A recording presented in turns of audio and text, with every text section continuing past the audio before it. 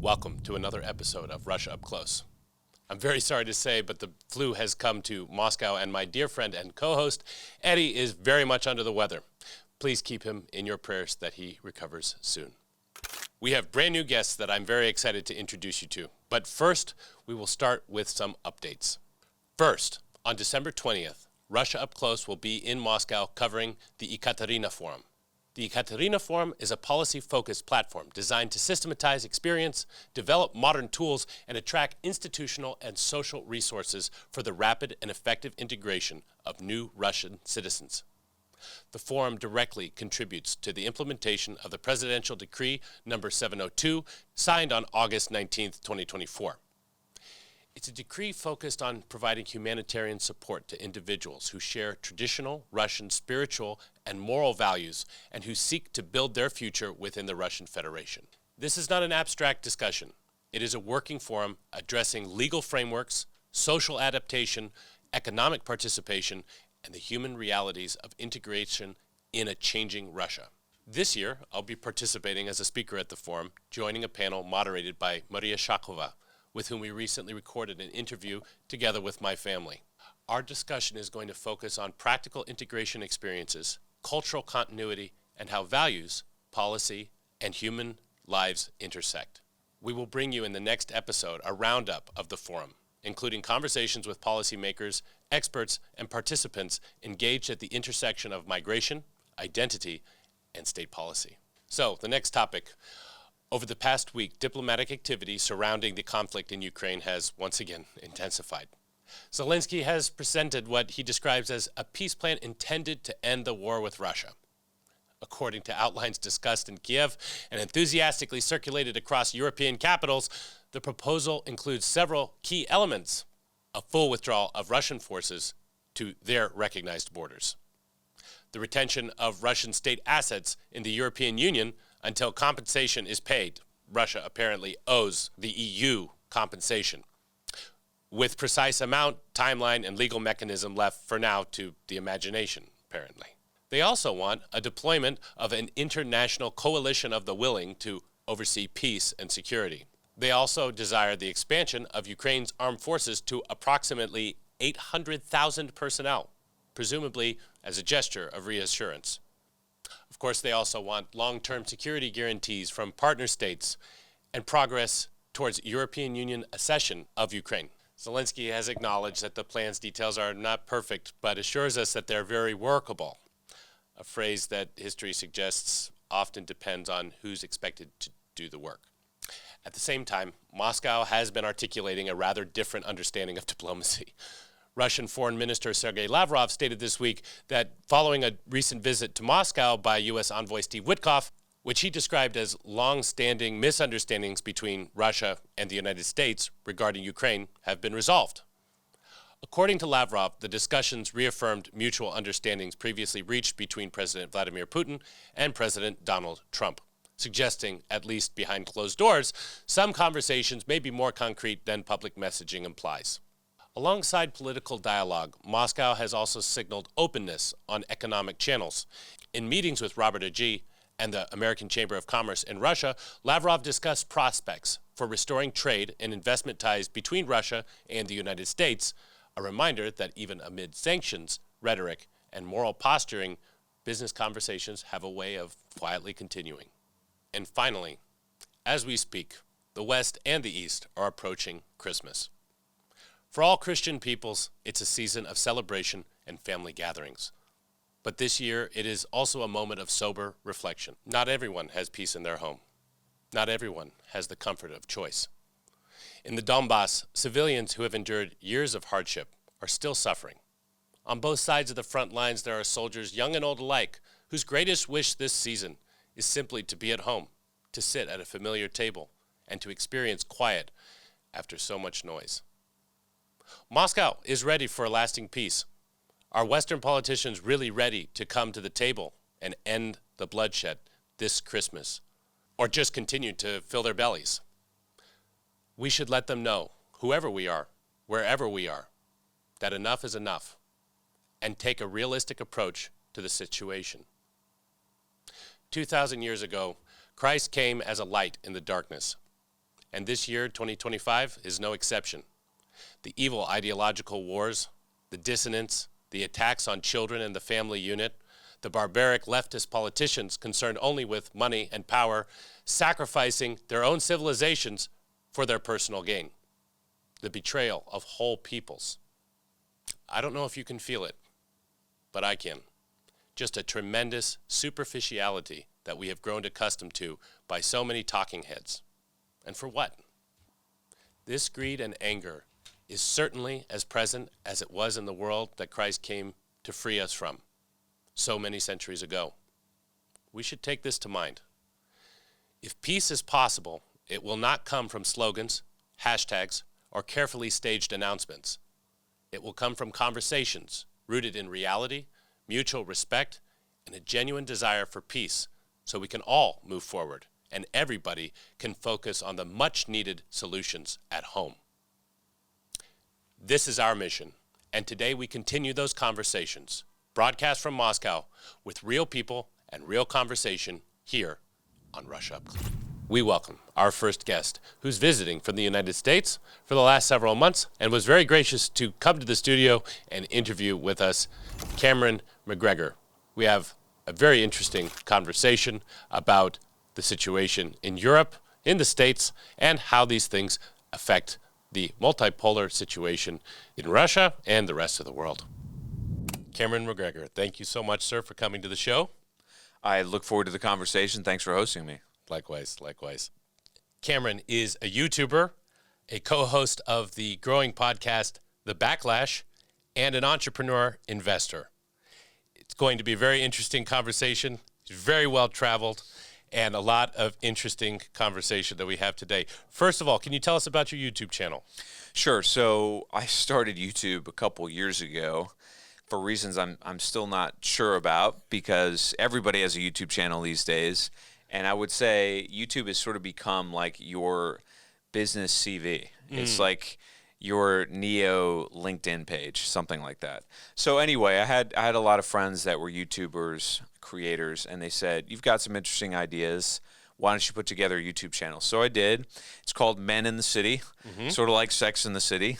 And I use that term advisedly because when I began writing and thinking, my audience was really men under 40. That was the thought process. And the reason I chose that is because I got the sense that there wasn't a whole lot of content for that specific group. Now, that was 2.5 years ago. I think there's a lot more today than there was then, to be sure. But there was a lot of feminine content. And that content ranged. You know, some of it was politics, some of it was about fashion, some of it was lifestyle. And so I wanted to talk about all those things. I wanted to talk about finance. I wanted to talk about what masculinity meant in a modern world. That was really the upshot. At a time when the world is changing, there's, I think, a crisis of masculinity is something we've talked about in the United States. I think that's affecting other parts of the world too, the non-Western world. And as somebody that had been to cities all over the world, which is where most men live today, that became an interesting subject. So that's what motivated the creation of the channel. The city itself, what are the vibes that you're getting from the city? What did you find interesting? What did you go see inside of the city? So I have been to over 30 countries in the world. I've been to a lot of cities, some very big ones, including Hong Kong. I've been to Tokyo, I've been to Bangkok, New York City, I mentioned Montreal. I've been to some gigantic cities in the world, and there's nothing quite like Moscow. Yeah. It's a little different. It reminds me a bit of Warsaw, in the sense that it's very open. You have these massive corridors, gigantic buildings, that sort of thing. But it's sprawling like Los Angeles with sort of the size and scale of New York City. That's what I think Moscow is. I don't see much poverty. I do not see, sort of the sporadic criminality that you see in a lot of Western cities. Yep. Like Paris, for example, which is a flagrant example of that. Yes. New York City, same thing. You don't see that in Moscow at all. What you see is very good infrastructure, a very interconnected metro, to be sure. I would say that the population seems, on the whole, to be relatively well-dressed, more formal than what you would see in Western Europe today. And definitely on the younger side as well. Again, a sense of energy, a sense of enthusiasm.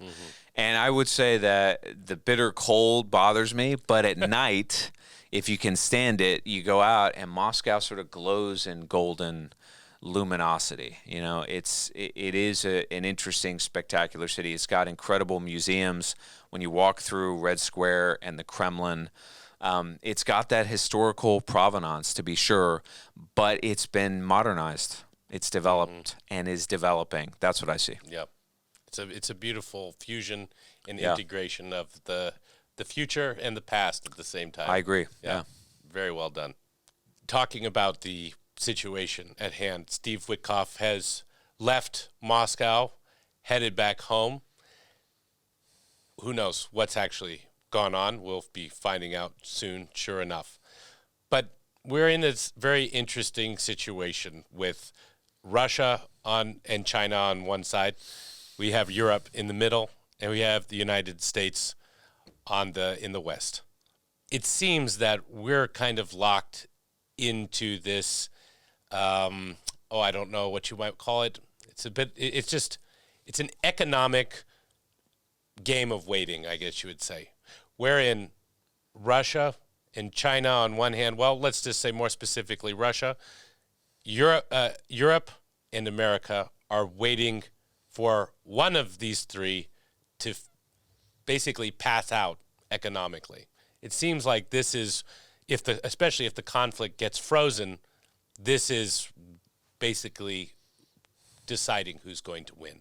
Is this an accurate assessment? Yes and no.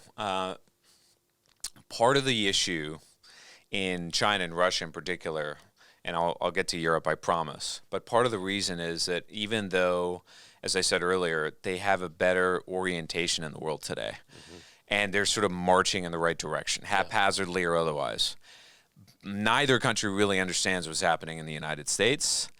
I think they have a better sense of what's going on in Europe, but with the Europeans too, there's just not a solid understanding of what's happening. And part of the reason for that is because while the Chinese, the Russians, and I would broaden it to the global South in general, where there is more self-awareness, there is, I think, better leadership, there is a sense of humility, there's a clarification of, okay, this is sort of what's happening in the world. That clarity of mind does not exist in the West at all. And that is not necessarily understood in China or Russia. In fact, I would argue that a lot of the Russians and the Chinese I've engaged with, their sense is, no, the Americans know what's going on. They're just playing a game at a higher level. Oh, this sounds familiar. I think there have been a lot of Americans, Yes. in fact, that have been thinking about Yes. this for a long time. I There thi- is a plan. Trust the plan. I think a lot of Americans hope that that is the case, which is truly remarkable because my sense is, and I think the connective tissue between Europe and the United States is that the elite cadres have completely degenerated. And this is hard to digest because the West, it's not as if we're living in Mad Max Beyond Thunderdome, at least not yet. Not yet. Maybe we're on the way, but we're not there yet. So the sense is, okay, well, we've got Fortune 500 companies. We're still sort of generating wealth to some degree. We still have, at least purportedly, the best universities in the world. We still have things like artificial intelligence. And therefore, we should have competent people operating the machinery of government. And yet we do not. How does that actually play out, right? We have the SMO that's going on right now. God only knows what's happening between America and Russia. It seems like they're more or less deciding it, though Brussels is doing their best to prevent that from happening. But what happens if that peace gets done and these revolutions kick off? How does Russia play into that? This is a very interesting and precarious question that's pregnant with possibilities. And I say that in part because I think it's a credible case to be made that European leaders today are so unpopular in their own countries, especially Macron in France, Keir Starmer in the United Kingdom, and Merz in Germany. And again, why is this? Well, it's for all the reasons we just went through. The economy is in meltdown. The financial system is coming apart. And social cohesion in these countries has just been victimized by irresponsible policies for decades. And as a result, you're talking about nations within nations that could descend into civil war. I mean, this has been talked about. There's a guy in the UK, for example, named David Betts, who is openly and very compellingly suggesting that civil war in England has sort of already kicked off. And that's what you're seeing in the streets. You're seeing the buildup to it, or at least if it hasn't kicked off, his case is it's likely, right, that it's imminent. As that's happening, elites are becoming more and more emboldened regarding Ukraine. And the sense is that they're trying to escalate to redirect attention away from what's happening domestically. I think that could be the case. And so it seems that some of these Europeans who know that they cannot possibly engage the Russians without the United States, that they may try to provoke, that they may try to irk, that they may try to escalate the conflict, thinking that that may keep them in power. And what's so interesting about this is that one of the principal criticisms leveled by folks in the West against the non-Western world is that, well, authoritarians, when all else fails, they take you to war to keep themselves in power. Yeah. Well, Oh, the irony. pot calling the kettle black, Yes. to say the least. So in the short term, as things ratchet up, one does wonder if they will forcefully try to false flag or provoke the Russians into some kind of open conflict. Now, the good news here, I think, is that the Russians collectively, at least as far as I can tell, led very competently by the National Security Staff, Lavrov and Putin, their intent on de-escalation, their intent on wrapping the special military operation as quickly as they can, because I think their recognition is that this is in nobody's interest that this continues on and on and on. It's not. It's a massive problem that's killing, dislocating, harming millions of people, quite literally. I mean, I've been all over Europe over the last couple of years, and one of the things that you see wherever you go, and just to give you some examples, Budapest, Prague, Berlin, Lisbon, I see Ukrainians everywhere. I mean, this is just truly tragic. And that causes downstream problems in these countries, most notably Warsaw, where there's at least 1 million Ukrainians. Maybe there's 2 million there. And that means that there's less resources for the Poles. And don't think this hasn't caused massive backlash. It has. And to some degree, that's fueling, although it's imperceptible in the political sphere, that's causing backlash against the political elites in Poland. And the Poles are among the most voracious in their support of this war. So I say all that to say this. I think whatever the new regime is that comes to power, and the term that I've used is succession. You're going to see the emergence of a new governing paradigm in all these countries. Post-EU, post-NATO, those international institutions are going to crumble, and you're going to get something new. Tethered to that will be a new security arrangement with the Russians. And I say that as matter-of-factly as I do because the opposition that's already there to the Western elites, the technocrats that are running Europe into the ground, they know that a principal cause of that is escalating against the Russians. We know that the German economy has been dealt a serious blow because of the divergence of their interests with the Russians. I mean, they depended to a large extent for cheap energy on the Russians. And now that that's gone, Volkswagen, probably the most important company in Germany, has been shutting down factories, and that has caused massive unrest in Deutschland. And that's going to get worse. And for Americans, at least, I don't know if we appreciate in general how important Volkswagen is in Germany. It's the largest employer in Germany, and it is a staple of Germany's industrial might. You know, what is it that has made Germany one of the greatest economic powers in the world? Like Japan, these were two powers that lost the Second War, but within a decade, 2 decades, they rebuilt everything. And their industrial capacity, their assembly lines, their manufacturing prowess is at the heart of it. And through a combination of self-destructive environmental policy, which has jacked up prices and shut down their nuclear plants, et cetera, and this foolish war in Ukraine, it has done nothing less than deindustrialize that country. Even the French haven't been that stupid, as we know. So Volkswagen is a symbol of that prowess, and now it's a symbol of that capacity diminishing by the month. So this is a big deal. I mean, this is sort of like Boeing, right, for Americans. Maybe a big bank like J.P. Morgan Chase, sort of failing. These are institutions that are associated with a kind of technical competency and national pride that if they fail, it could threaten to bring down the whole government. And so my sense is that whatever replaces these regimes, you're going to get a new security arrangement with the Russians that restores some degree of economic partnership because it's in everybody's interest. And that will get the Germans back to growth, which is vital for their social cohesion. I mean, I read a book over a decade ago. It was called The Economic Consequences of, it was called The Moral Consequences of Economic Growth. Look, a major reason why people are not having children around the world is because young men are not generating sufficient income. That's a fact. And by the way, that's not peculiar to the United States or the West either. That's happening everywhere. If young men in particular have no path to social upward mobility, that means that they cannot marry. That means that they don't have children. That means they don't buy property. That means that there's no succeeding generation. That means economic implosion.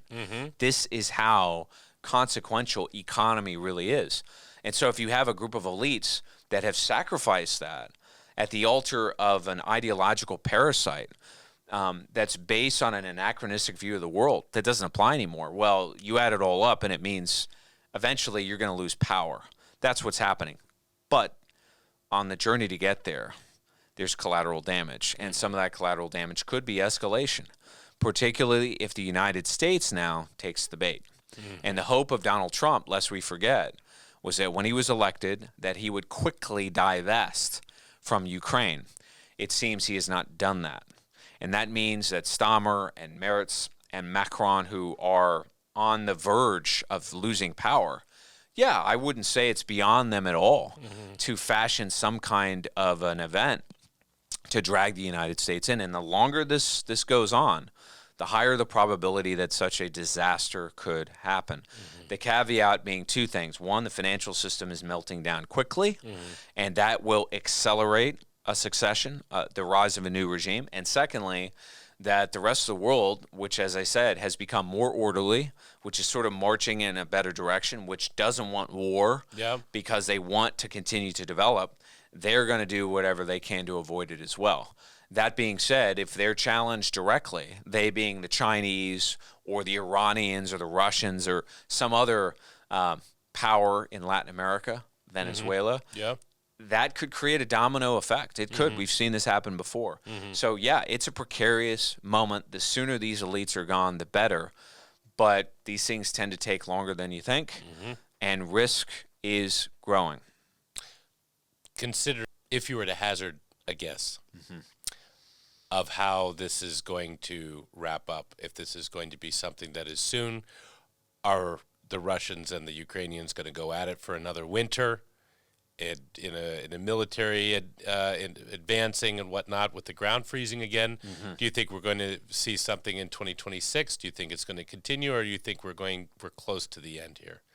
The strategy from the Russian point of view, and let's sort of discuss it from their point of view, and then we can talk about the Europeans and the U.S. The strategy seems clear, and that is they are going to grind away until the regime in Kiev falls. What exactly that means, I don't know militarily, beyond what we're seeing. Because it's not a territory war. Correct. This is not about territory. I'm sorry, let me rephrase that. Hold on. Because this is not a territorial conflict. Correct. And that is another misinterpretation by Westerners who think that it is. Yeah. And furthermore, I would add to that, part of the reason why there is still the perception that Russia is a basket case, that it's losing this war, is because a lot of Western military analysts think that it is about territory. And the Russians haven't gone very far over the last few years. So their view is, well, they haven't gone very far because their military is not very capable. And that internally they don't have the strength to sustain these operations. Now, I don't see any evidence for that. In fact, I quite see the opposite. I don't get the sense walking around Moscow. Admittedly, it's just Moscow, and I have limited exposure beyond that. But I don't get the sense that Russia's even fully mobilized for the war. Okay? Definitely not. Let that sink in. But I think under the tutelage of Putin, whose name I have come to learn means the way, it seems that the strategy is going to be a methodical, a purposeful sort of grind down of the Ukrainian resistance until the regime falls, and there will be some kind of new security arrangement that assumes that whatever regime replaces it will be diametrically opposed to what's there today. In other words, a regime that is not necessarily pro-Russian, but is certainly not hostile to the Kremlin, okay? That seems to be the precondition for anything. Yeah. How far away are we from such a development? I'm sure I can't say. Yeah. What the West will do is they will continue to, the Europeans, I should say, they will continue to try and escalate and escalate and escalate and escalate with the hope of dragging the United States in. For the reasons I suspect that I mentioned earlier, that internally these leaders are not popular, and they've latched onto this issue thinking maybe it'll be a rallying cry to distract their populations. Maybe they can reinvigorate their economies. I mean, this is the lunacy. Yeah. How do you go to a warfare footing when you don't have an industrial base? Yeah. Doesn't seem viable, okay? That's neither here nor there, but you've got the Europeans talking tough. Again, presumably thinking, hey, we can get the United States, we'll beguile the Americans, they'll get in here, and that'll get us to the next stage, keep us in power. The view from D.C., I think, is quite different. While I think the foreign policy establishment and DOD and so forth, the military-industrial complex, the intelligence agencies, they want this to continue. Their view is that Russia's a villain that needs to be carved up, right? They want to do to Russia all over again what they did in the 90s. That's their intent. But Trump does not want that. He doesn't. His flaws notwithstanding, the president doesn't really want war. I don't think he wanted war with Iran either. But these influences around him And the way I think about it is, I think it's false to say that he's sort of a puppet on strings. I don't think that's the correct analogy. I think he is sort of the CEO sitting at a boardroom meeting in which everybody's telling him to go left, but he wants to go right. That, I think, is a better analogy. So Trump does not want a continuation of the war. He wants it to be brought to an end, but he lacks the understanding, the executive talent, and he certainly lacks the pieces around him to implement that. And I would add one more thing. I don't know that Donald Trump has the force of personality to dispense with the Europeans and say, look, let's talk. It's not in him. This is not a grandmaster. This is a marketing guru, and he feels very comfortable modulating what he says on Twitter, in the media. But as you and I know, policy making is about nuts and bolts, dollars and cents.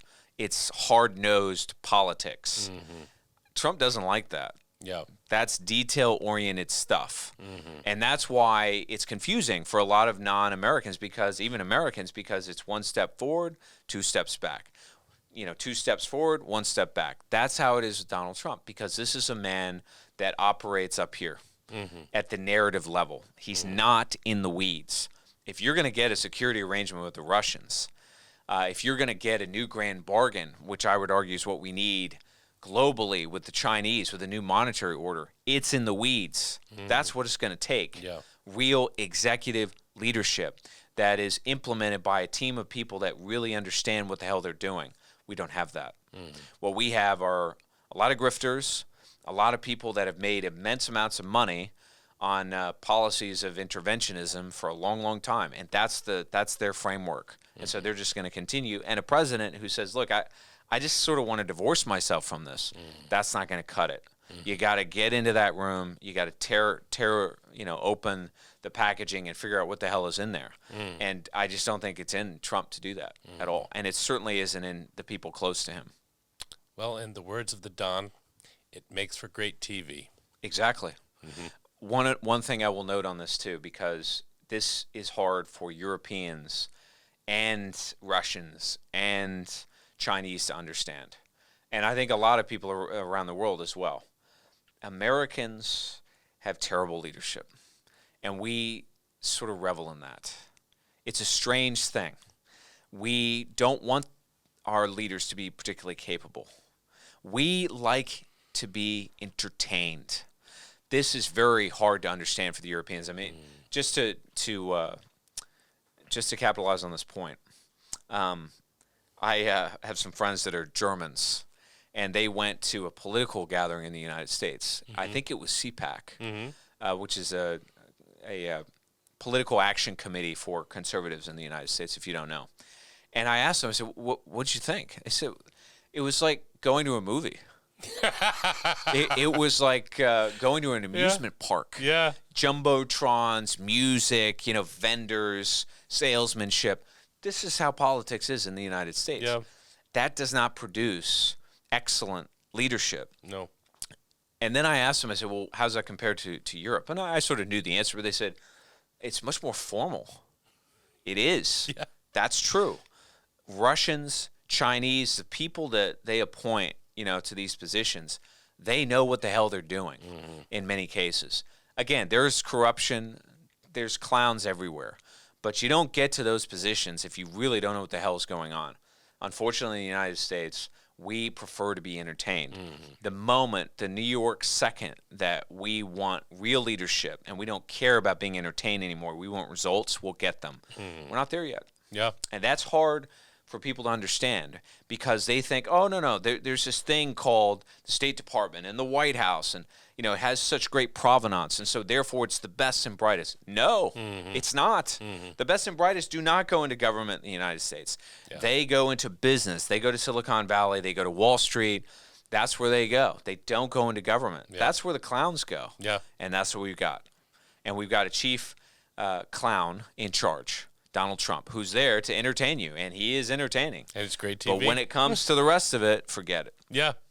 That's a very insightful point to end on. I really congratulate you on a great description of that, because it's very, very true. And this is why most Americans, no matter what you think of Xi or of Putin and whatnot, you're like, oh, that's why those guys are scary, because they're actually adults. They're serious. Not autistic stepchildren. We have vaudeville. Yeah. They have technically competent people. Yeah. Very true. Cameron, thank you so much for joining us on the show. Really appreciated having you here. I hope you enjoy the rest of your time in Moscow, and best of luck. It's been a real pleasure. Thank you for Likewise. hosting me. Very interesting conversation with Cameron. Had a great time talking with him, getting the backstory, several concepts that I was completely unfamiliar with or would have even considered, actually. I hope that you found it interesting as well. Please drop some comments and join in the conversation. And now for our next guest, Andrei Afanasyev. I met Andrei, I think it was about 1.5 years ago now. Andrei Afanasyev has spent quite a bit of time in the south of Russia at the points of conflict. I know him to be a very brave man, very outspoken character. With no further ado, enjoy this conversation. We are here with an extremely interesting guest today, and I want to introduce him to you now, Andrei Afanasyev. Hello, Joseph. Very good to have you here, sir. Thank you. I'm happy to be here and to talk to you and to your audience. Fantastic. Andrei is a war correspondent and host for both Spaz TV and for Radio Russia. He is also an author of a book called The Holy War, and he is also a lecturer at MGMO University. MGU. I'll let him clarify these statements. First of all, let's talk a little bit about you, Andrei. Just you as a person. You're meeting our guest for the first time. Who are you? Where do you come from? What's a little bit of background about you? Well, I'm a typical Russian millennial. I was born in Moscow in 1989 on this border of, two Russian states. I was born when Soviet Union was collapsing, and new Russia was just emerging and growing and finding itself on the ruins of the collapsed empire. And Russians of my generation are very special millennials. As you know, the psychology of every person is formed in first 7 or 9 years of life. And my first 7 years of life were between 1989 and 1996. Collapse of Soviet Union, several military conflicts, chaos in the country, and colonial regime that led almost to the collapse and disintegration of my country when I was 10. Oh. Just to explain to anyone who will be watching this, and all of people of my age who are in our 30s now, we have all this instinct of survival because our parents were teaching us that you will be living in a tough world and you'll need to be able to survive, to know a lot of things, to learn languages. Many of my generation back in 90s and in the beginning of 2000s were empowered for immigration to Western countries, to United States, wherever. And in general, we were formed as a pro-Western generation. Mm-hmm. Really westernized, the first really westernized generation. Mm-hmm. On the other hand, we are the generation that live between the analog world and digital world. Because I had my first social media account when I was 16 or 17. Mm. On the one hand, I was a young guy, but on the other hand, I was already a formed human being with my formed psychology. So, and now my generation is facing and bearing a lot of difficulties, a lot of struggle in the SMO conflict. Mm. I was born and raised in Moscow outskirts. Now it's a good fashionable and actually expensive district. But back in my childhood, it was almost a neighborhood in the bad sense. Mm-hmm. And all of it in the mix forms me as a personality. I love Russia. I know my history. I grew up in a tough world, and now I'm proud to be the citizen, the part of another Russia that changed in my eyes. I was the witness of the reconstruction and rebuilding of Russia from post-Soviet ruin to a new kind of superpower, to the pole of the multipolar world we are now. I was baptized in my childhood, but really joined the church when I was 22, almost 23 years old. And I am witnessing this renaissance and change in Russian Orthodoxy, the growth of good non-toxic masculinity in our church, the growth of youth in our church. And as a journalist and author and blogger, I also have my Telegram channel. I write a lot about it. Mm-hmm. There are many things that are morally, shall we say, or even ideologically neutral. Do you view media as something that is a neutral thing? Absolutely not. Okay. It is one of the biggest lies about media taught globally, worldwide. Any faculty of journalism in any part of the world would teach you that as a journalist, you need to be neutral. Information must be neutral. Mm-hmm. And I teach my students to use the etymological approach to analyze reality. If you want to understand a thing or event or some kind of notion, look at the etymology of the word. Mm-hmm. Information. The root is form. Something that is forming you. Something that is getting inside of you and form you from the inside. How a thing like that can be neutral? Mm-hmm. How a hook with a bait can be neutral to a fish? Mm-hmm. It cannot. Well, permit me to be a devil's advocate. I happen to agree with you on this point, but permit me to be a devil's advocate and say that if the thing is good, that is getting into you and forming you, and it was good things, is that then make the thing good, or is the mechanism itself intrinsically flawed? In this case, both the fisherman and the fish need to be having the same understanding of good and bad.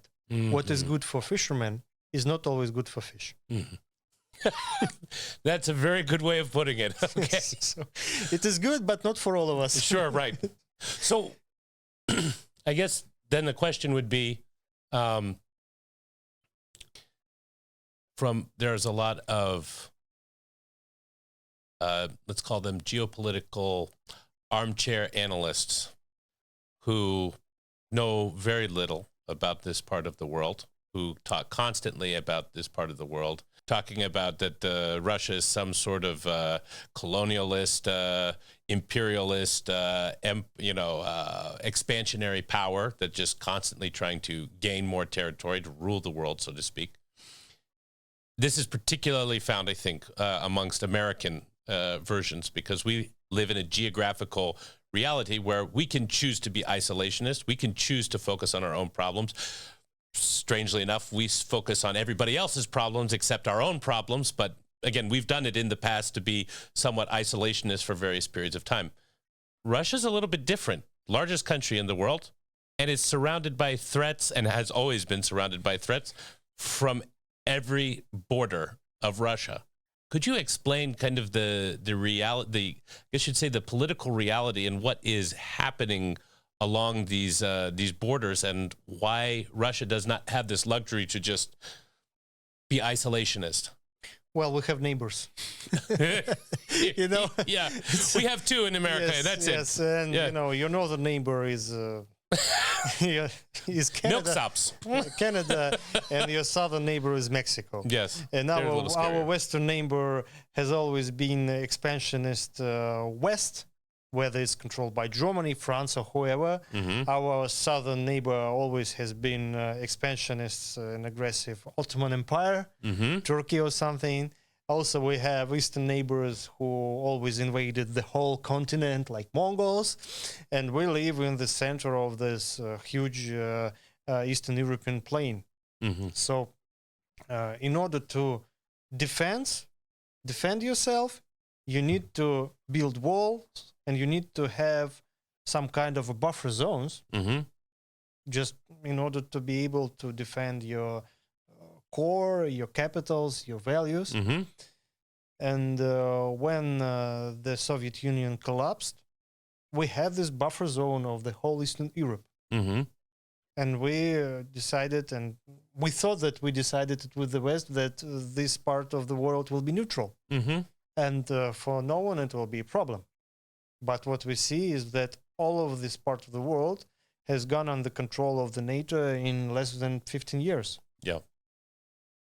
And moving eastwards, every time NATO kept saying, it's not against Russia. It's not against Russia. It's not against Russia. All right, but who do you see there? Is it against Japan? But they are very far from here, you know?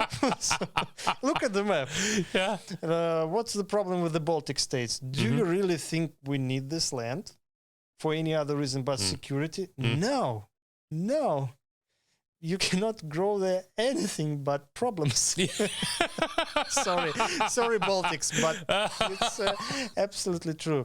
And when it all started in Ukraine, this war started not in 2022. It started in the December of 2013 by the coup against the legitimate, not ideal, but legitimate president of Ukraine.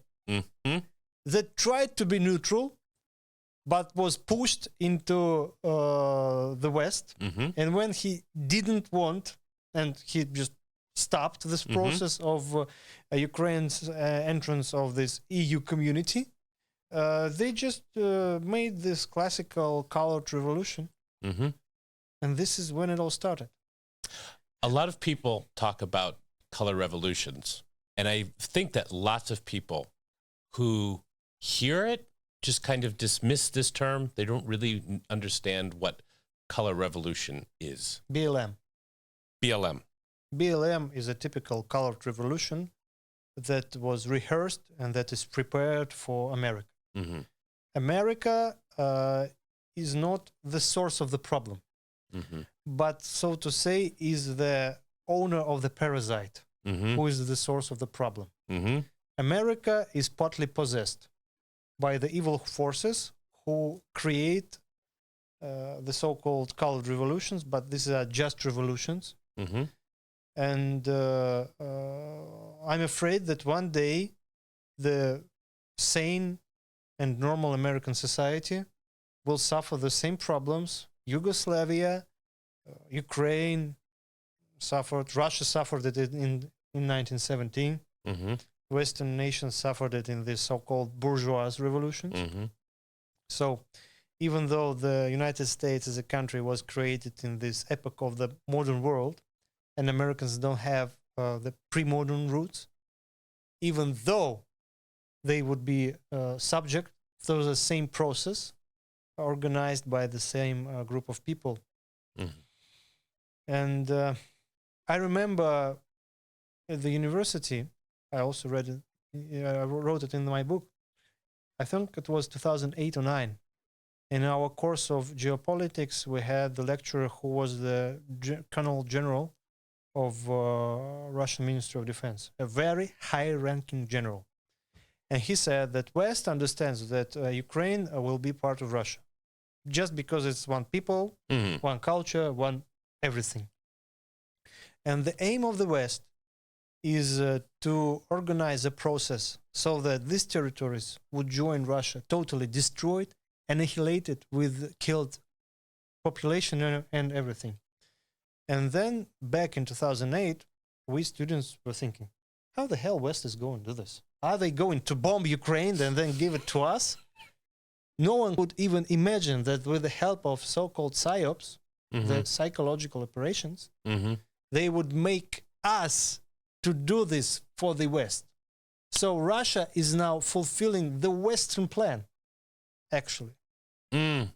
Because if it wasn't for Maidan, if it wasn't for this conflict, we would probably join each other in this period when Trump has become president and said we're not interested in global domination in this unipolar world guided by United States. Do whatever, mind your business, do whatever you want. In this case, Islav says, okay, we rebuild the Holy Rus. Russia, Ukraine, Belarus. That's it. Or Trump says, whatever. Okay. Do you have a deal? Do you have something to buy or to sell to us? All right. That's it. But of course, no one would do this because the territory of Ukraine is actually the Heartland. The geopolitics is basing on some basic notions, rules, and understandings of what the world is. The biggest continent and the main continent in the world, sorry Americans, is Eurasia. Eurasia is the biggest, the most populated, the most developed economically, technologically, however, continent. Eurasia is where the Holy Land is. Eurasia is where all the main resources are. Who controls Eurasia? Controls the whole world. Eurasia has a heartland, a specific zone that is the cornerstone of the continent. The heartland of Eurasia is Eastern Europe and mainly Ukraine. That's it. That's why the war is happening. The West needs it to control the Eurasia and the world. Russia needs it, of course, for the same reason and for the reason of security. And because, sorry, but these lands have been ours for more than a millennia already. I do want to touch on one last topic with you. This is something, again, this is our show, Russia Up Close, is about trying to give people some better nuances, some better understanding. We learn a lot about communist history in Russia. I'm not even quite sure Russia existed in the mind of the American before the Bolsheviks somehow. Like, it's just like, oh, and all of a sudden Russia existed and they were Bolsheviks. All right. How did you get Alaska? It was always ours. You know, there was Adam and Eve, then there was George Washington. And North California. Yeah, Northern California. What is Fort Truce? Why is it Ross? Was part of. Yeah. Of course. Yeah, it was Russia. You like should have, hey, the Russians are here. Yes. No, it's, I of course, I mean this somewhat jokingly, but we just say, you know, communist Russia. Of course, this is no longer the reality, but, and we have some historical facts maybe that are correct that we learned in school, a few of them, right? There was a persecution of the church, as an example. We know this. But I think the most important character that we see continually discussed, even today, is Stalin. Stalin, very controversial figure. There's kind of the Stalin before World War II. There's the Stalin of World War II. And then there was the Stalin. It's almost like three different characters. I'd say even there are 5 Stalins. 5 Stalins. Yes. Oh wow. Okay. Yeah, like any other person, people are different in different ages and circumstances. To you, as a Orthodox Christian, a strong Orthodox Christian, who was Stalin for you? Flagellum Dei. Flagellum Dei. Good, very good Latin, by the way. The scourge of Christ, Yes. the scourge of God. Yes. Yes. Because God has an understanding of a mission of every people. Russians do have a mission. And we were supposed to fulfill it the one way. But we turned from this road by betrayal of the royal family, betrayal of monarchy, the fall and the collapse of the Russian Empire. Russian Empire collapsed, but not the people. people, I like this concept that every people is a thought of God. So God has a thought of what Katekhan is and should be. And this thought is the Russians. Even though we destroyed, with the help of the Western special services, propagandists, revolutionaries, whoever, but we destroyed the state, couldn't save the state, it doesn't mean that our history stops. And in order to bring us back to what we should be, he used the scourge. And this scourge was the Stalin. If you don't want to live with your loving father, you will get an evil stepfather. But still, you will fulfill what you need to fulfill. So Stalin, for me, is a scourge and an evil stepfather who still made us infidel sons to do what we were supposed to do. It was a penalty. It was a scourge. It was, a consequence that should have healed us. And probably it did. You need to be grateful even for this, but kissing and being fan of a scourge is some kind of a masochist state. I am not fan of Stalin. I understand that he was a huge, enormous person in the world history. That's true. Huge intellectual, huge politician, but also a man who did a lot of evils, both to the people and to his own family. No one knows that his wife had 10 abortions. Oh, wow. That's it. 10 abortions. 10 abortions, yes. I read it somewhere. Svetlana Alliluyeva had 10 abortions. And he fulfilled his mission. He fulfilled his role of flagellum Dei. That's it. The communist period of Russian history is just 70 years. For Americans, 70 years is an enormous period of history. For us, it's nothing, because our history started more than 1,000 years ago. There are not so many nations in today's world ancient enough to say that our history is more than 1,000 years old. Because the French is a construct of the New Age. The French is nation. They consist of different groups, Burgunds, Normans, whoever. The same for Spaniards, the same for Germans. It's a great point. I actually never thought about that like that. But Russians, True. like Russians, we've been here for more than 1,000 years. There are some ancient European peoples, but they usually made like, biscuit cakes. Right, The like Italians. Franks. Oh, the Italians, Sicily. The Italians, sure. The Sican and Siculan layer, the Roman layer, the Greek layer, the Saracen layer, the Norman layer, the Spanish layer, Austrian layer, and modern Italian layer. Wonderful. Magnifico. Magnifico. Magnifico. But these are totally different worldviews, statehoods, some kind religions that were digested by the soil of the Sicily I love and adore. Here in Russia, we have Russian layer, Russian layer, Russian layer, Russian layer, Russian layer, communism, Russian layer. So that's it. I mean, that's the difference. We have this consequential storyline that is unchangeable. And the West is doing everything to portray Russia as something young, new, that doesn't have roots. It all started back in 17th, 16th centuries. Because who is older, in the family gets the best chair in the table. Usually it's like that. True. Yes, and our Western brothers and sisters always wanted to be the oldest, even though not all the Western nations are the oldest, especially today.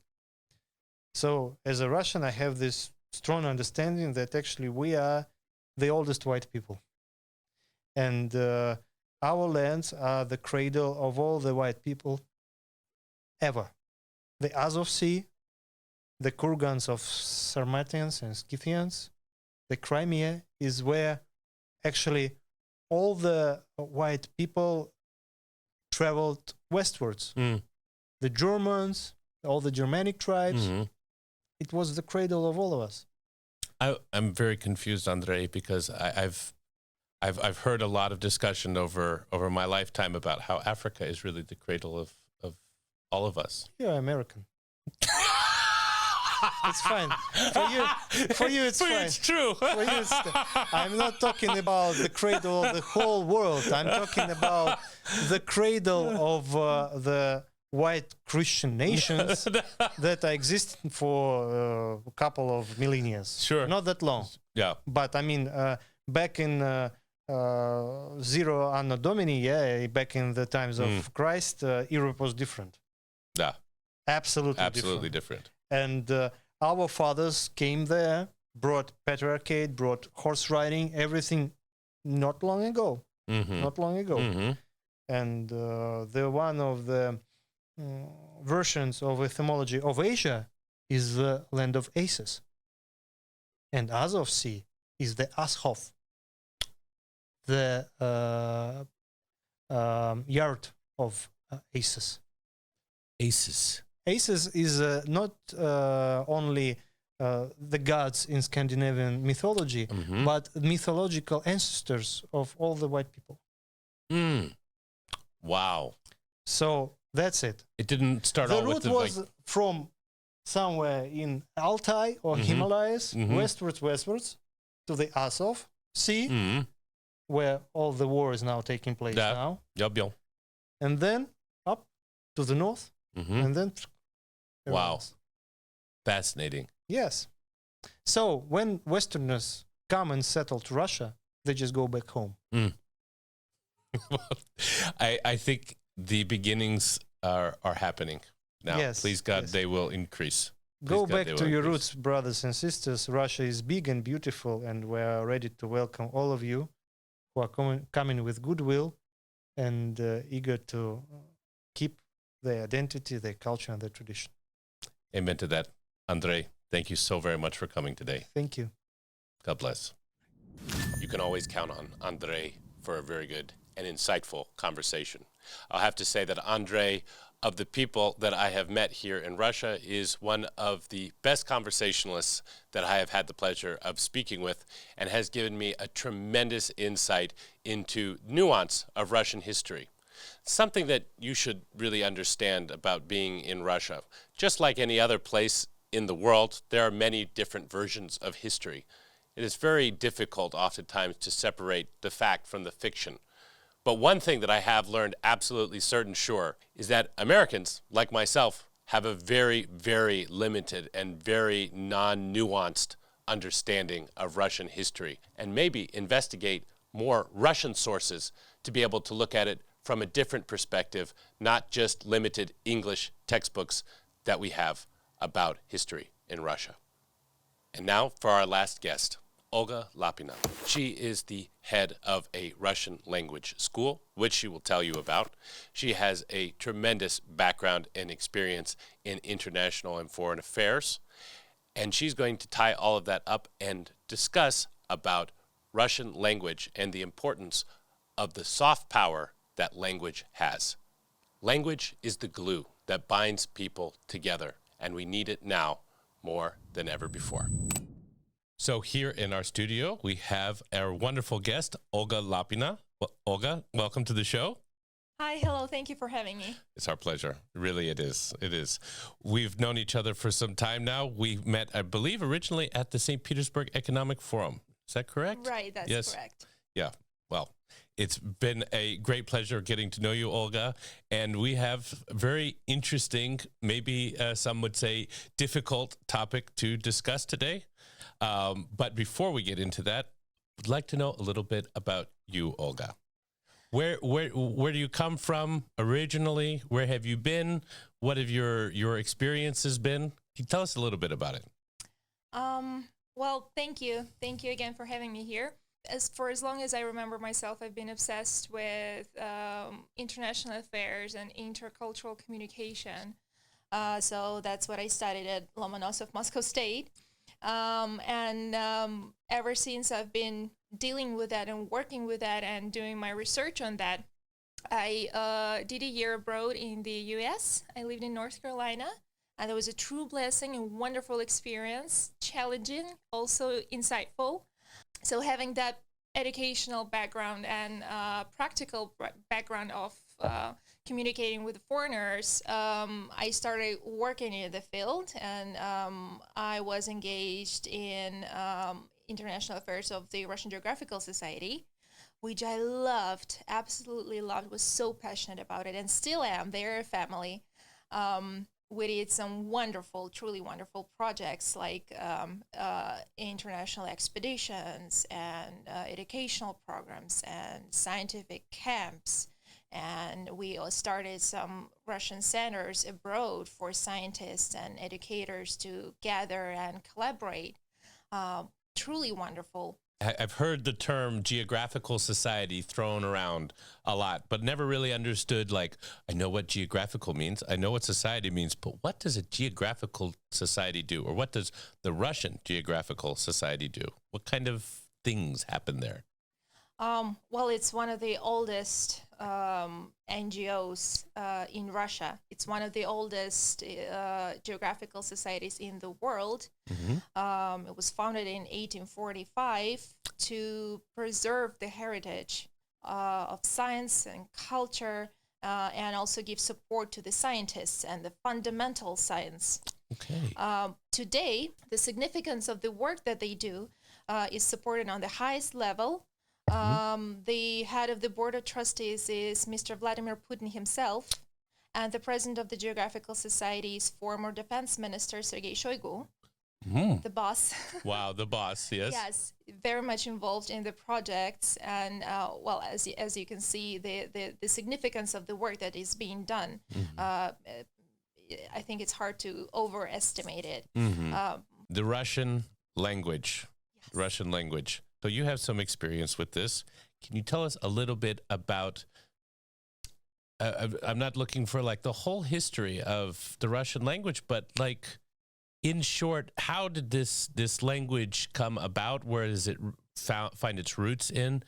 And how was this developed? I understand it didn't start off originally as, it developed, of course, into a written language. Then that was changed at some point. Could you give us some context around that? Yeah, well, the Russian language that is somewhat familiar to what we have today originated in around 9-ish century. It's, well, the language family, everybody knows that, but just in case, is the Indo-European group of family of languages. And so originally was the mix of ancient Slavic mixed with the Scandinavian and Greek. Then it got mixed with the Southern Russian and the Northern Russian. And that mixture lived and developed up until the modern Russian that we're using today and everybody's learning today was, well, basically people say Pushkin created it. My favorite guy. But he did some wonderful, amazing work. And so that development basically came up until the 19th century when Pushkin did his magic. And not much has changed ever since then. Back then, the Slavic Russian was also mixed with some French, some German, all that came from Latin, obviously. Right. And so today there's even more Latin thanks to the English influence that we have in the everyday life. But basically, it's the Pushkin's language, the beautiful Russian language that, well, we as Russians are obsessed with, but also the rest of the world, the foreigners that I've been working with, they admire the beauty and the philosophy that stands behind the words. So the words create the worlds inside inside people's minds, and that's for the past couple of centuries. Well, it is a beautiful language, but it's taken me some time to understand that it's a beautiful language. I can't speak it, certainly, definitely not fluently, but it's taken me some time just to understand that it is, in fact, a beautiful language. Might sound to us English speakers a little bit harsh at first. Some other people have experienced it differently, like even like Italians or Spanish-speaking peoples are like, oh, actually, there's a lot of similarities here. That really doesn't hit you at first when you first hear it. I think it took me like, I don't know, 3 months before I could hear the spaces between the words. Like it was just like all one long conscious, like, wow. Okay. So you are involved with this school. Tell us about this new school for learning Russian. Well, the project originated as a request from the Moscow government, who were interested working abroad. They were obviously interested in promoting Russian language as a tool for incorporating Russian business in the processes abroad, or also inviting foreigners to collaborate. And well, you're from the States, so you know everything about soft power and the powerful tool that culture is. Russia's side is starting to learn that and realize that, so they wanted to push it a little. The language is also a great tool for cooperating with the youth, and then the youth also influences their parents who are in business or in politics or whatsoever. So it's a very complex process, and it's always a good thing to be able to understand each other.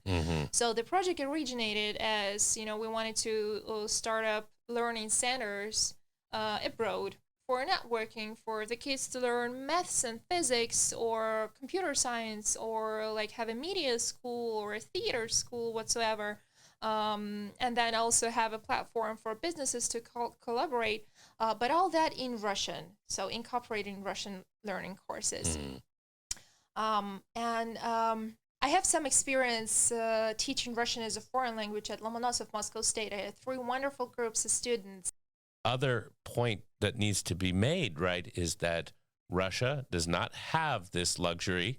It's completely surrounded, except in the north, and that has its own little complications, right? But talking with the polar bears and everything, but everywhere else, it's completely different languages, completely different cultures, all kind of surrounding Russia. So they have to operate and lay their claim and protect their language, protect their culture, and be able to have their own realm of influence.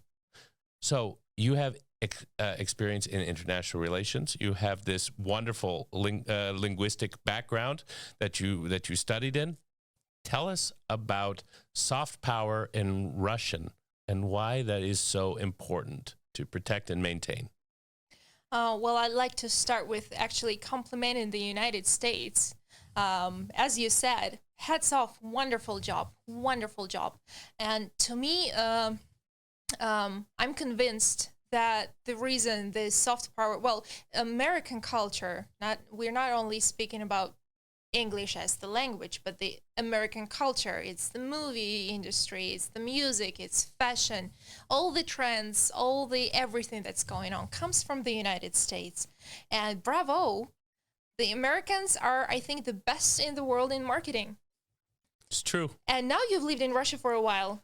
I think you know that Russian packaging, not so much. No. Not so much. We cannot. The design, the slogans, the namings, Russia is known for literature and philosophy and all that. That's inside. But then we can't really wrap it up so that it's desired by foreigners.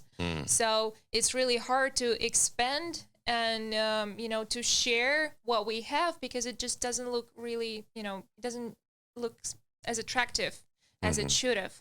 And here comes diplomacy, here comes economical relations and everything. You said that Americans forced everyone to speak English. I wouldn't say we're talking about soft power. So it wasn't really forcing to that extent, I Sure. guess. No.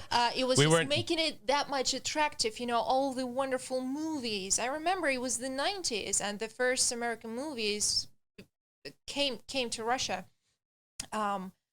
And I wasn't born then, but my mom, she was young, and she kept telling me, wow, we live in this, the Soviet heritage, and the really harsh 90s. Economically, it was such a struggle. My family couldn't afford meat on the table, and they would work 3 shifts, all the family members, just to have something to eat. And then my favorite movie is The Father of the Bride, and it's the same age as me, the movie, and so my mom's memory is, we look at how we live, and that's Moscow, and that's not the worst, and then we watch the movie, and we're like, oh, wow, like how, and then like Home Alone, I think unconsciously, whoever sees that really attractive picture immediately falls in love with the life, with the style, with the language too, and the humor. It's a huge influence. People want to live better. People want to see the picture around them that's prettier than they have. And well, here it's the cartoons also. I grew up on Disney cartoons. So pretty, so wonderful. All the music in there, the motion, everything. It's so attractive. And say Hindi. Do we know any like wonderful, attractive Indian cartoons or like movies, except some really huge hits from Bollywood? No, we don't. Or Chinese. No, it all comes from the States. So this scale of marketing is the influence, and that's key. And that's the key of soft power. It's you don't really have to do anything. You just show people that life could be different, and supposedly, they don't know they don't know the other side of that life. As I realized only when I got the chance to live in the States and see, oh, okay, so this is how it actually is.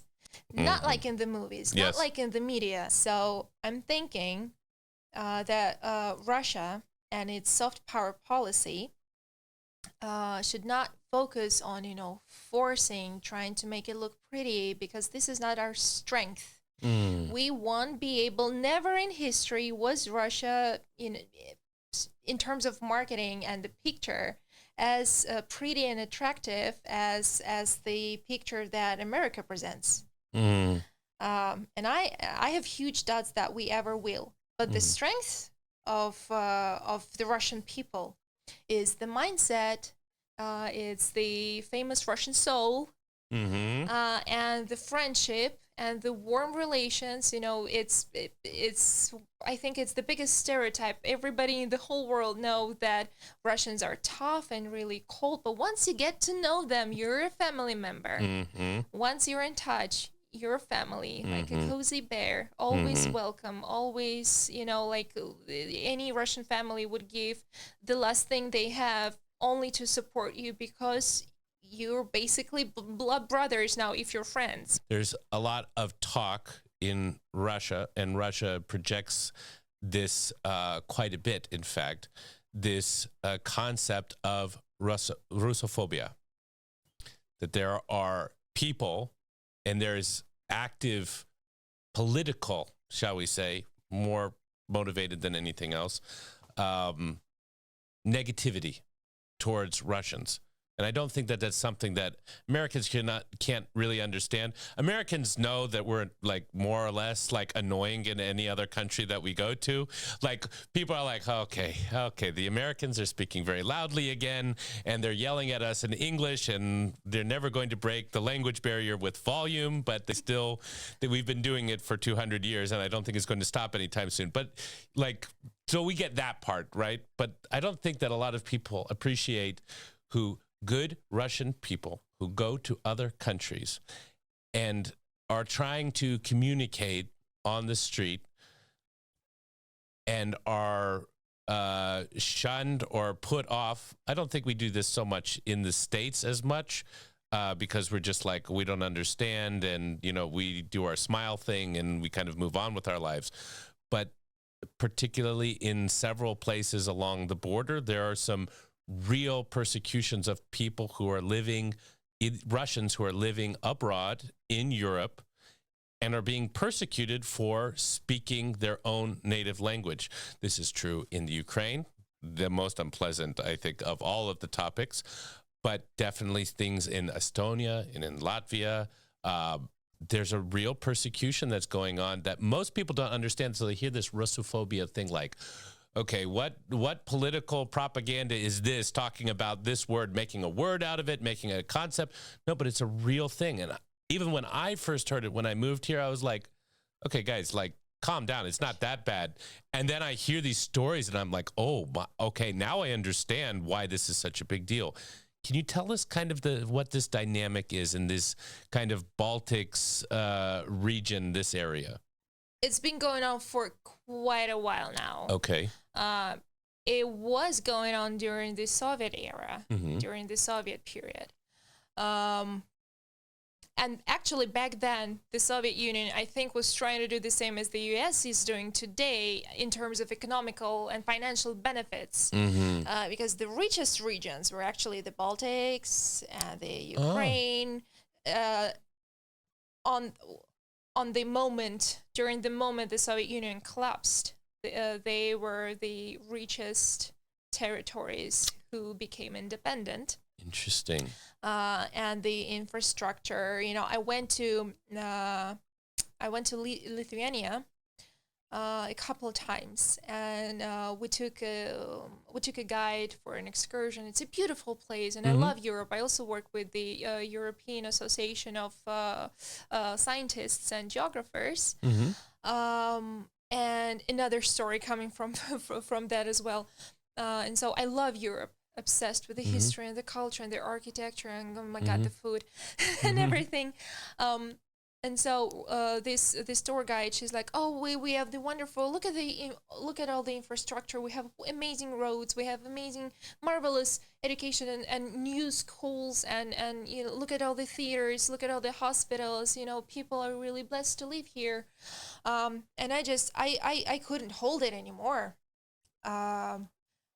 With all due respect, but I was like, okay, excuse me, question. So when was all this built?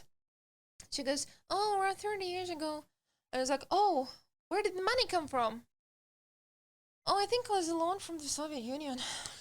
I was like, oh, was it ever paid back, lady? Well, the answer is no, it wasn't. And not that Russia is, acting like it still expects it. It doesn't. It was a union and people live together. And speaking of intercultural communication, Russia is really, it's a huge mix, just like the US. Yeah. As well, it's a mixture of different cultures, and there's over 200 native languages that people speak up until today on the territory of Russia. And given the Soviet Union vastness, it was even larger then. But people made families and friends and had really strong ties and never really compete to that extent. It's very interesting to talk to somebody who has so many experiences, who's such a lovely person, who's really showing love to everybody around her and working on all these amazing pursuits with language and whatnot.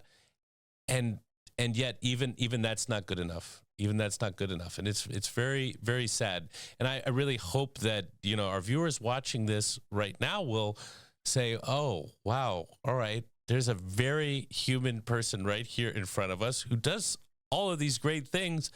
And yet mentally, at the very least, we've just put this person in the same category. And we need to work on breaking that up a lither bit more. Absolutely. Let's break this ice. And I'm thinking what we're doing, what your wonderful project is doing, what other similar projects and some someone is in education, someone is in diplomacy, someone's in science, someone's in media, whatsoever. With the technology that we have today, it doesn't take that long to get yourself informed, but you need to you need a proper source of that information. So I'm thinking what we're doing today and having this lovely show as well is building a new digital Silk Road that can, unite people and help them get the insights that are really treasures these days when you don't know whom to believe or where to look, where to search. Ask the people, not the companies. Ask the personalities. Dialogue. On that note, and I think I want to wrap up with you on this point because, again, this is about communication. And this is very, you can read all the English news and anything that you want about Russia, but until people at least start getting a little bit familiar with the language enough to maybe search it on Yandex and read the news that Russians are reading, and get a vibe for actually what's going on, you do need to kind of familiarize yourself with the language at least a little bit. That the Cyrillic alphabet is very intimidating. Absolutely, like I've talked to so many different people. They're like, I would move to Russia right now. It's just that language is so scary.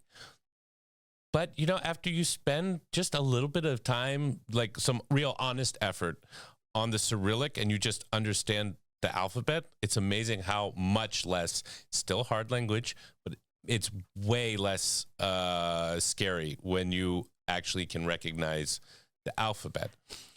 But you do online classes, right? I do. Yes?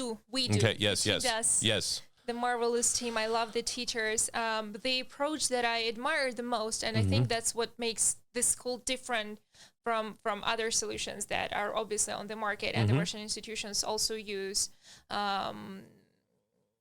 is we try to make it engaging, interactive, and very, very personal to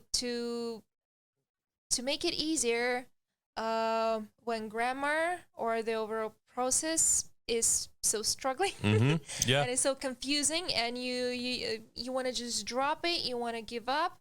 We try to make it personal so that you're very much engaged in the process. If somebody signed up from the States, y'all would take them. Absolutely. Okay. Absolutely. We could do like private lessons, be Spartan and do it every day, and then you conquer A2 level in 3 months. And if you don't, then we keep on doing that for free for you because we want your results. Hoorah! We go forward. I think that would be a really great opportunity. So what is your school's name? Do y'all have a website that can be reached from the United States? Sure, absolutely. We'll share that. It's called Rusprof Academy, Russian Professional Academy. So if you want to apply for a university, you wanna find a job, you wanna run your project with an NGO or on a GR level, we can assist you with that. We can help you out with navigating through the world of grants. Or if needed, or if not, it's basic Russian courses, or also courses on Russian history, Russian literature, Russian speaking clubs. This is not the enemy's language. This is the friend's language. Let's be friends together. Let's speak each other's language. That would be amazing. Olga, thank you so much for this wonderful interview. So many different rabbit holes that I still want to go down with you, learning even more about you as we're talking in this interview. So thank you so very much for coming today. Really appreciate it. Thank you. I enjoyed every minute. Thank you. Always a pleasure. Thank you for joining us, Olga. We'll be very happy to have you with us again. As we bring today's episode of Russia Up Close to a close, I want to thank all of our guests for the depth, honesty, and perspective that they brought to the conversation. We had a serious and thought-provoking discussion on history and identity with Andrei. A reminder that behind headlines and narratives are real people, real faith, and real moral questions that shape a nation over centuries. Then with Olga, we turn to language and culture, exploring how words, traditions, and education quietly influence how countries are understood or misunderstood, and why cultural dialogue still matters in a divided world. And finally, we were glad to welcome Cameron, who's spending time here in Russia. We wish him a very pleasant stay in Moscow and hope he has the chance to experience the magic of Christmas, not only here, but also in St. Petersburg. There is something truly special about Christmas in Russia. The lights, the decorations, the music, the snow-covered streets, the churches filled with candlelight, the Christmas markets. Nobody does Christmas quite like the Russians. You should come and see it for yourself sometime. We are planning on bringing you one more episode before the end of the year, following Christmas Day. But I think you'll find a very different format when you see us the next time. From all of us here at Russia Up Close, wherever you're watching from, we wish you a very Merry Christmas. До свидания.